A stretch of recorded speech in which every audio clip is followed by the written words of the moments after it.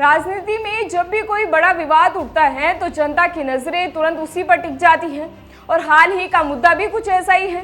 नमस्कार, मैं रेणुका चौधरी और आप देख रहे हैं द इंडिया मूव्स। देश में चुनावी प्रक्रिया और मतदाता सूची को लेकर विपक्ष और चुनाव आयोग के बीच बढ़ता तनाव दिखाई दे रहा है। हाल ही में लोकसभा में नेता प्रतिपक्ष राहुल गांधी ने साफ सुथरी और पारदर्शिता मतदाता सूची की मांग को लेकर सरकार और चुनाव आयोग पर बड़ा हमला भी बोला है। राहुल गांधी ने आरोप लगाया है कि चुनाव आयोग अपनी जिम्मेदारी ठीक से नहीं निभा रहा और वह अपने डेटा को छुपाने की कोशिश भी कर रहा है। इस बात को लेकर विपक्ष के सांसद बिहार में मतदाता सूची के एसआईआर और वोट चोरी के खिलाफ संसद परिसर से मार्च भी निकाल चुके हैं, जहां पुलिस ने उन्हें संसद मार्ग पर रोककर हिरासत में भी ले लिया था। हिरासत में लिए जाने के बाद राहुल गांधी ने मीडिया से कहा कि ये लड़ाई राजनीतिक नहीं बल्कि संविधान को बचाने और एक व्यक्ति एक वोट की लड़ाई है। उन्होंने चुनाव आयोग से अपील की है कि अपना डेटा सार्वजनिक करें और दावा भी किया है कि पहले ही चुनाव आयोग को सही डेटा दिया था, लेकिन इसीलिए उनका सत्यापन करना भी चाहिए। और इसे लेकर राहुल गांधी ने आगे क्या कुछ कहा, वीडियो में देखिए।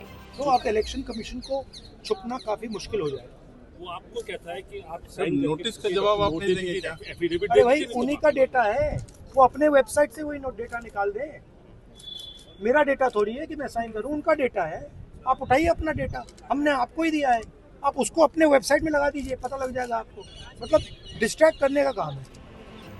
उनका कहना है कि चुनाव आयोग खुद अपनी वेबसाइट पर डेटा डालकर पारदर्शिता दिखाए ताकि जनता और विपक्ष को पता चल सके कि सच्चाई क्या है। राहुल गांधी ने चुनाव आयोग पर देश के कई हिस्सों में वोटर लिस्ट में गड़बड़ी और वोट चोरी के आरोप भी लगाए। देखिए पूरा वीडियो।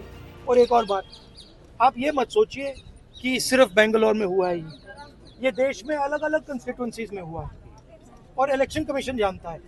इलेक्शन कमीशन जानता है कि वो उसका जो डेटा है वो फटेगा, जो उसको अभी वो कंट्रोल करने की कोशिश कर रहा है, छुपाने की कोशिश कर रहा है, उसको हम निकाल देंगे, ठीक है, और वो फटेगा, वो जानता है। राहुल गांधी ने 7 अगस्त को दिल्ली में प्रेस कॉन्फ्रेंस में आंकड़ों और उदाहरणों के जरिए ये दावा किया था कि एक ही पत्ते पर 80 वोटर्स रजिस्टर्ड हैं, जिससे साफ पता चलता है कि मतदाता सूची में भारी गड़बड़ी भी है। जिसके बाद चुनाव आयोग ने उन्हें नोटिस भी भेजा और उनसे संबंधित दस्तावेज मांगकर जांच की बात भी कही। चुनाव आयोग का यह नोटिस विपक्ष और खासकर राहुल गांधी के लिए बड़ी चुनौती भी साबित हो सकता है। वहीं बिहार में एसआईआर की घोषणा के बाद से विपक्ष लगातार चुनाव आयोग और सरकार पर वोटर लिस्ट में छेड़छाड़ करने का आरोप भी लगा रहा है। यह आरोप प्रत्यारोप की लड़ाई अब राजनीतिक रंग भी लेती नजर आ रही है, जिसमें चुनाव आयोग की निष्पक्षता और चुनाव प्रक्रिया की पारदर्शिता पर सवाल भी उठाए जा रहे हैं।